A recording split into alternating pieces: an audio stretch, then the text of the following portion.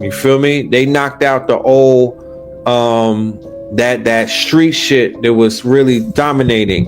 Now, when you talk about mainstream, when you talk about the demographics that are a little older than the 18 or the 12 to the 25s and whatnot, you know, then it begins to expand a little bit more. But this year in music, you know, once again, it wasn't necessarily all of that super ignorant, no trap music and stuff like that. This year gave you a lot of good albums, a lot of classic albums. You feel me? And yeah, and here we have it.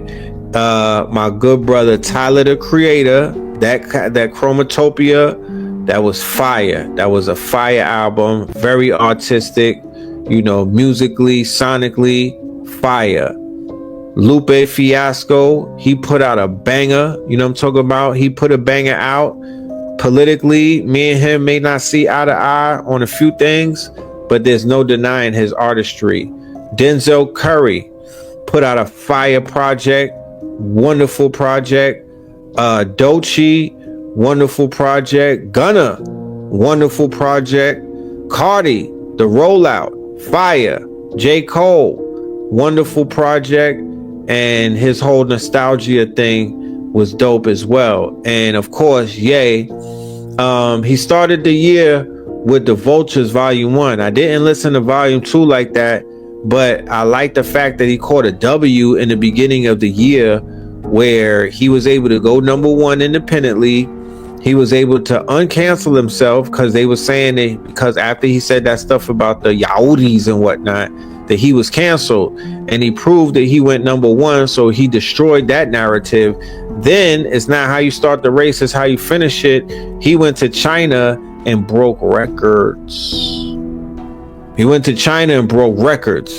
You feel me? You know what I mean? He went to China and he put up some numbers and whatnot. So he got his bread up. He did some real cultural iconic shit in China. And yeah, he did what he was supposed to do. So shout out to Ye for that year. And of course, Kendrick, what he did this year was unprecedented. He brought the culture back into a direction that it was currently that it needed to be in. That's all I would say. It needed to be in that direction, and he was able to completely shift the culture into that direction, right? By stepping up and taking on an opponent who many people feared because of his size or his perceived power and whatnot. They were intimidated about going after said opponent. And he basically took up the fight, and he was able to get a W, a profound W. And then he went after others in the industry, not just Drake and whatnot. He said F the whole industry. He folded the whole label. Come on, he got Lil Wayne looking stupid. And let's not forget that the Nicki Minaj was the first one that caught the L on that label. She caught the L, Drake caught the L, and Lil Wayne caught the L. Damn, I think they may. I put QC as the loser label of the year. I think they may come. It might be a tie. It might be a tie because Nicki Minaj caught the L with the diss. Remember, she did a diss track against Megan Thee Stallion in the top of the year, and it was a forgettable diss track because nobody ever talked about it again. That's how bad it was. You feel me? That's how bad it was. You feel me? She dissed Megan Thee Stallion and the shit was so horrible, niggas forgot about it. But she took a L with that diss. And then after that, Drake caught the L. And then after that, Lil Wayne caught the L.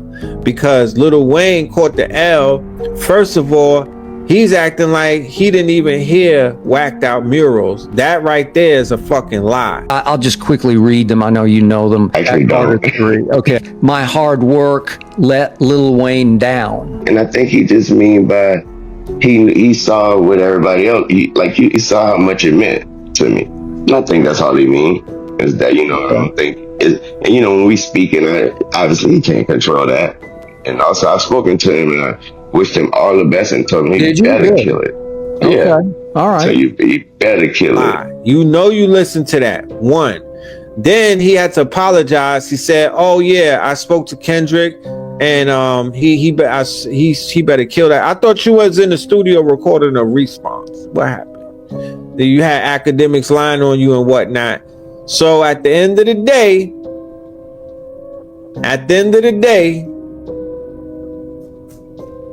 yeah, them niggas took an L, a horrible L.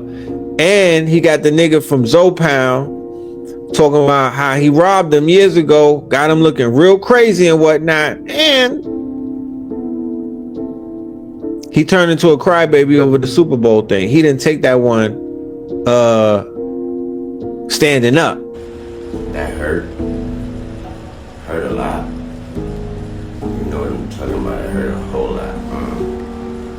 I blame myself for not being mentally prepared for a letdown. And for just automatically mentally putting myself in that position like somebody told me that was my position. He did not take that shit standing up. So he's out here looking, your goat is looking curried right now. Your goat is looking curried. You know what I mean? And one of the great things about this year, we saw an unprecedented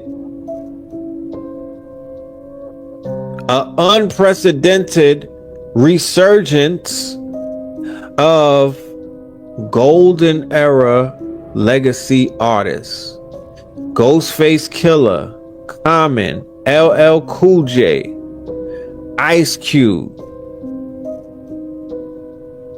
Snoop Doggy Dogg, MC Lyte, Eminem.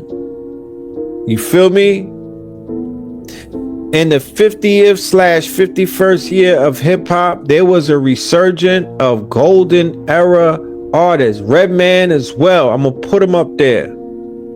Okay? And these albums did not sound like ChatGPT made them. And these albums did not sound forced. These albums were slapping. You feel me? These albums were slapping. So I give a big shout out to all of my OG rappers who was like, we not letting these little young whippersnappers intimidate us. So in a year where an artist of the caliber of a Kendrick Lamar is going after Drake and they fighting for the culture, this was a culture war. The OGs came through and stepped up, like in the Avengers when they be having when the backup came, when they was getting their ass whooped, and the backup just popped up and it was all of the other people and whatnot. That's what these rappers are representing. You feel me? Throwing all of these projects and seeing which one is gonna stick and whatnot.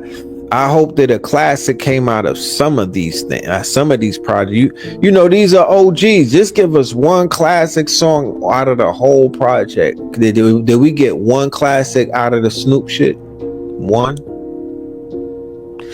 Did we get one classic out of that Rakim album that came out? Just one. We just need one single. You know? Just one. Not one? God damn. Shite.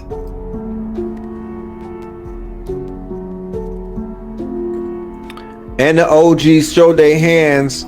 None of them supported Kendrick. Nope. They did not frontline for Kendrick at all. And that was sad. That was sad. They did not frontline for Kendrick, yo. They let that shit happen. It's almost like when you in a schoolyard fighting the big bully and whatnot, and the OGs, instead of saying, yo, clear that shit up, move out of the way, we got you, son, they just looked over to see who was gonna win. And even when he won, they wasn't really there for him. So, you know, they were being pressed this whole time during the reign of Drake. They were getting pushed out, pressed and whatnot. They couldn't have came out like this during the Drake era. The fuck? They couldn't have came out like this in the Drake era. And yes, Nas was the one who set all of this up with the King series. He's the one that blew the horn and let the OGs know you could still eat. You could still eat. It's still food on the table. There is no limit to this shit. Yeah, I don't know what 50 Cent is doing. I don't know what the hell 50 Cent is out here doing. He looking real coonish though. I'll tell you that much. We gonna sit his ass down with Fat Joe somewhere. You know what I'm talking about? Him and Fat Joe need to go on tour together. Them niggas is, they moving wacky at the same time. So